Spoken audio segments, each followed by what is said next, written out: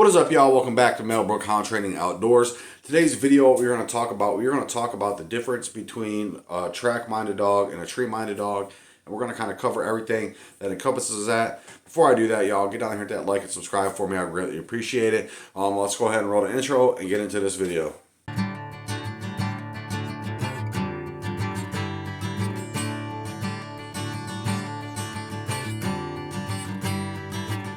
We're going to cover track-minded versus tree-minded dogs, and probably even talk about my preference of where I would like a dog at for me personally. But let's go ahead and let's get into this thing, man. So track-minded, a trailing type, a more tracky dog is going to be a dog that it's running a lot of track. Okay, so first and foremost, it is running a lot of track. Now, some trailing type dogs will be really quick to strike up because they will strike at anything that even resembles it, right? So they're just striking it up and then they're pushing along after that, right? So cold-nosing dogs our cold-nosed dogs would definitely be more of a trailing type dog just by their natural innate ability to smell colder tracks, right? So when we're talking about the tracking type dogs, I mean, we can have all kinds of different tracking type dogs. You know, they can be really high speed dogs or really super slow dogs, right?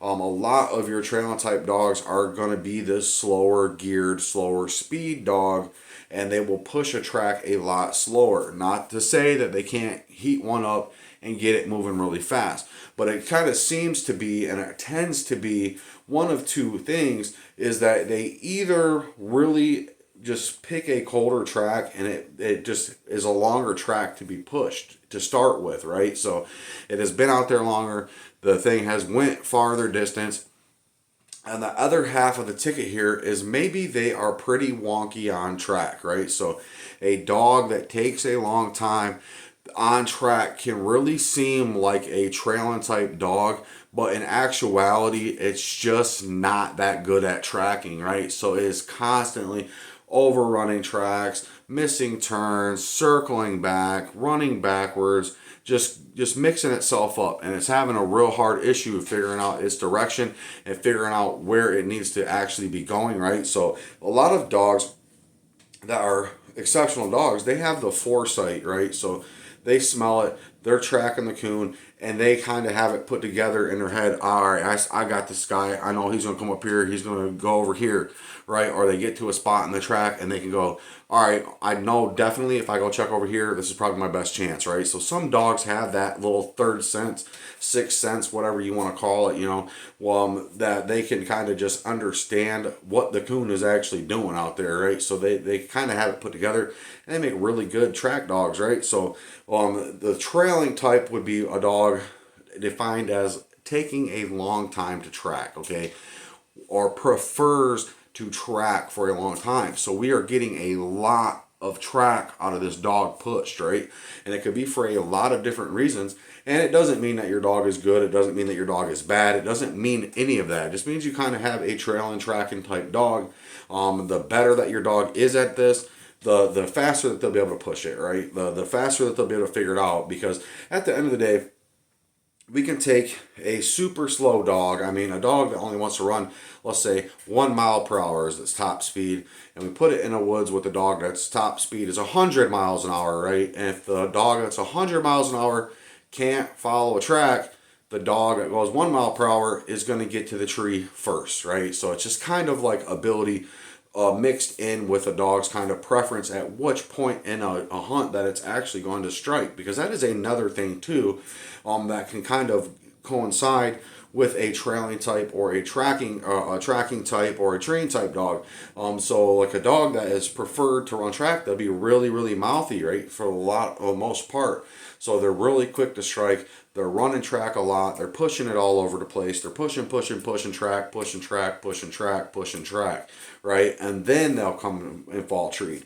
And then so the other dogs, you know, some dogs, they'll strike up and it'll seem like they tree within a couple seconds, right? Or they'll strike up and it seems like it's only been a minute or two before they actually treat up, because they have held their strike for so long that they've got to where they go, oh, I got him.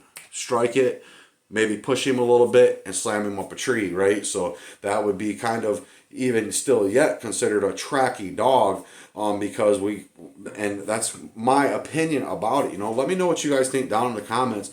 If all this stuff that I'm saying is making sense for a track-minded, trailing type dog, right?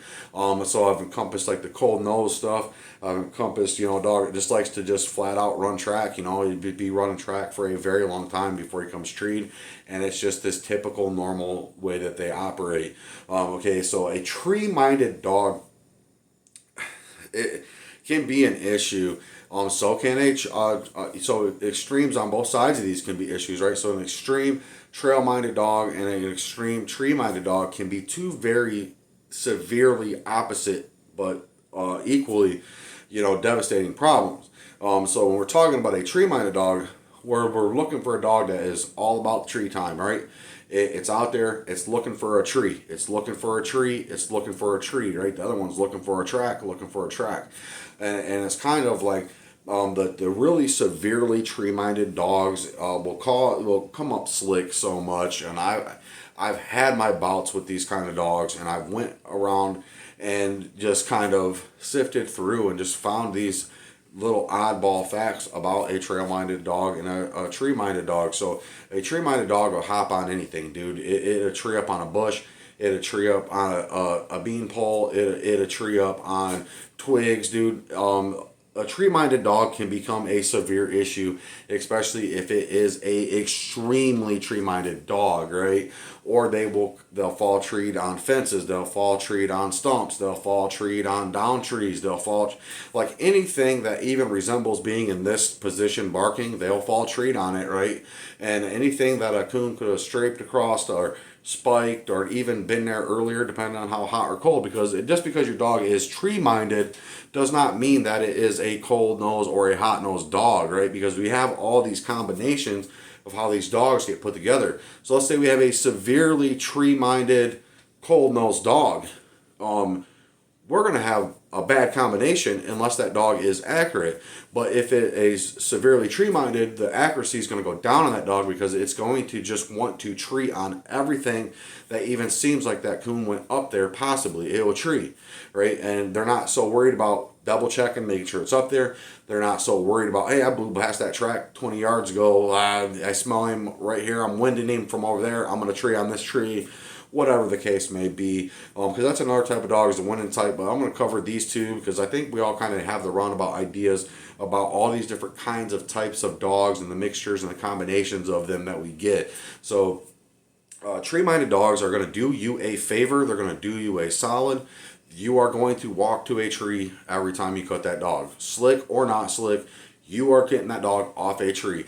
Now, my personal preference, I prefer to pull a dog off a tree. Okay, so in that aspect and in that sense, in my mind, I prefer to pull a dog off a tree. And the faster that they can get treed and I can get them off the tree, the better, in my opinion, for me, right? So you can bust off and run, a mile and a half deep and fall treed way down in there, and I have to walk a mile and a half deep in there and get you. Or you can be, 200 yards this way treed. 200 yards this way treed, or however these things shake out. Can't always guarantee this, but some dogs are pretty good at one or the other, you know what I mean? So this tree-minded dog is going to do the solid, probably even at a younger age, of getting you to make trees, right? So a lot of this in the beginning is that, right? So a lot of this in the very beginning of training these dogs, in the very beginning of getting the ball rolling and getting them directed around and doing your first initial stuff, getting them to tree is a huge thing. So tree-minded dogs go a long way in that sense of getting that ball pushed and getting that ball rolling, but at the same time, they can come along with a lot of issues. Now, for me, I also really enjoy to hear a dog run a really good track. Now, I don't like to hear a dog run messy track, okay? And it is very easy to tell the difference if you know your dog. He's running it really awful. He's just off. He's not running so hot, or he's not missing a beat. He's barking every time that I think that he should have a bark. He has a bark there. if I'm involved on my GPS and I'm watching the race and I'm watching the turns and the twists and the circles or whatever that happens on the GPS tracks, and I think, oh, he went quiet, he burnt past it, but he picks it back up. Oh, there's my guy. He came back in, he didn't pass it, he just maybe overstepped it. Oh, he should be picking up, gaining speed on him. He's been running in a straight line for a minute. He should be hot on his tail, you know what I mean? Should be getting some barks here. So a dog that has its track in order and an honest track, and it matches up with the tracks that it's actually laying out there in the woods, and it makes sense, and you just know, right? It clicks for you, because at the end of the day, being involved in your dog's hunt is not all about, I'm going to watch my dog. It's not all about, I'm going to watch my GPS. It's not all about, he didn't tree, so I didn't have a good hunt, or he didn't strike, I didn't have a good hunt. It is about all of those things in combination and how they put together and how they mesh and flow with you, right? So a dog that is lopsided, one extreme or the other extreme, could make for a very bad time in the woods, right? So if I'm looking down at my GPS and I'm seeing track that I'm saying is telling me, oh, this, he's gonna bust it right over here, this looks about, whatever, and I can't kind of keep up with the race, and this dog is doing kind of shoddy stuff, but he falls treed anyway, I'm not so happy about that tree. You know what I mean? I'm not so happy about that tree. I like a dog to pick a good solid track, not a choppy track. Not, did he possibly strike this track and then pick up a new one and just, you know what I mean? Did he quit this and start that and then quit it and then start this one and then quit that and then start this one and then finally treat this last one? I want a dog to strike the first one. I want that to be honest, and I want it to have a good track and follow that track until it trees it. I'm not concerned about deepness. I'm not concerned about fanning out. I'm not really all that concerned about that stuff unless there's outside factors boiling down on that. So I think, in my opinion, man, I like a really solid track dog, but I also like a really solid tree dog. Now, if I had to pick that would be a balance, right? So I say that all the time on the channel, is if we can strike a good balance for what works for us, then we're going to be that much happier, that much better off. I want a dog to be able to run a solid track and then tree equally, okay? If a dog is running a shaky track and it trees up shaky, that's fine by me. I'm not too concerned about that. But if these two don't compute to each other with the dog, I don't think the dog really has it, and that's kind of my opinion about it. I don't care if he shows me coons or not. You know what I mean?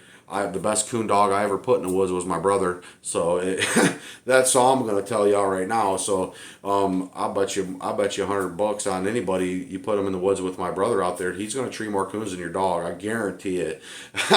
I guarantee it. You know what I mean? So it's not always about a dog, and it's not always about a dog having coons.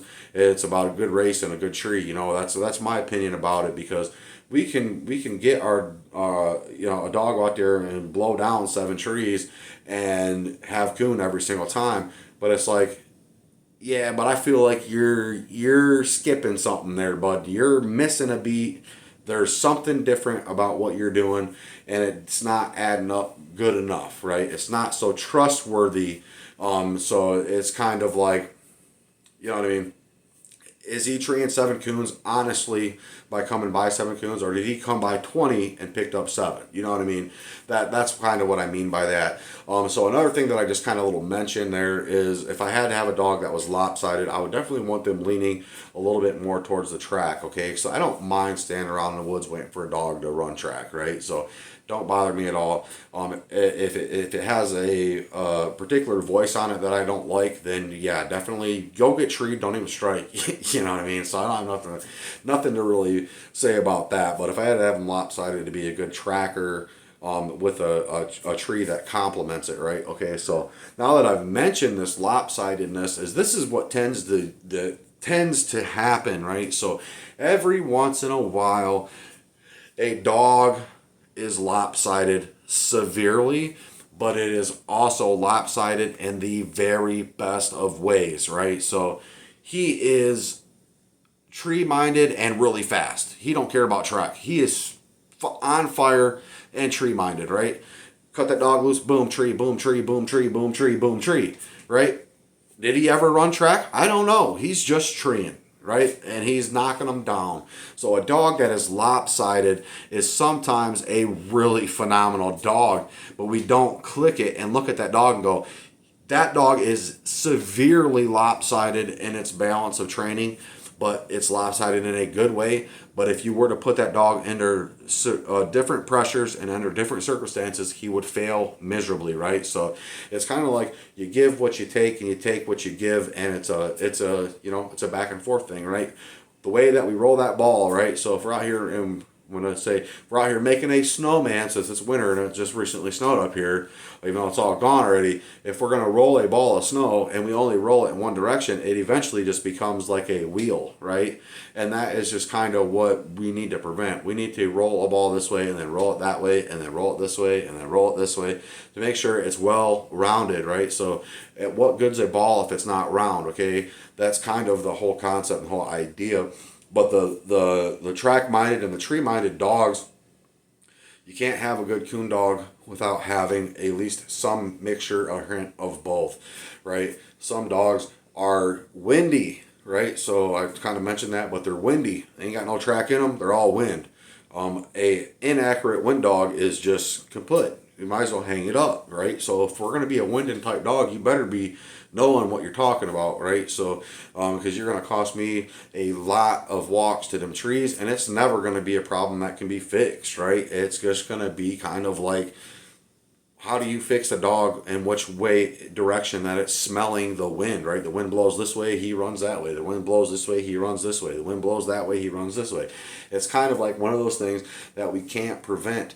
And then also a dog that has no winding capabilities, you kind of can't count on it to be accurate, right? Because at some point it's got to get up on that tree and it's got to smell all the way up in that tree and go, he's there, right? So if a dog doesn't even have that much of a winding capability or that much of a confidence be deciphering hot and cold tracks, we're gonna fall slick a lot and we're not gonna have what we need. But so I'm gonna wrap that video up, you guys. You guys have been awesome. You guys are always awesome.